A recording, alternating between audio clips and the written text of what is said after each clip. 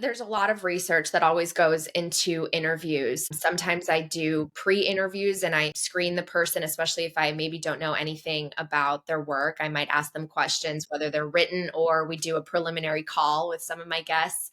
But, I try to just take in as many sources as possible because you're right. I mean, it's incumbent upon us to go through everything that is available about your subject or the person you're interviewing and try to figure out what is the truth and what are things that you can kind of peel back the layers on and ask questions. I've obviously read like every book in the Bitcoin space, some of them more than once, but there's also so much online. And thank goodness for tools like ChatGPT. You have to be careful because sometimes you'll type in and ChatGPT will just make up an answer, but it has been really helpful in directing you to certain websites and sources and citations. So definitely I've used that for my work, but you really do have to prepare. And I can always tell when I'm watching other people's interviews, I can tell who has prepared and who has absolutely no clue. And it's funny because my work is now out there as well. So people could use my interviews for research. And it's probably a better question that someone can ask if they have watched my interview and say, hey, I've heard you say this, here's a fact, and then extend upon that rather than re-asking my question. And sometimes I'll watch shows and something that has totally been covered in my episode, they re-ask it. So clearly I'm like, they didn't do all their work on that person because that information is already out there. But yeah, I mean, it's always a fun process because you learn so much on a daily basis. The challenging thing is there's so much information you have to go through and you don't always have the time, but I love the process. It's so fun. I've always wanted to interview people for a living and I'm so grateful I get to do it.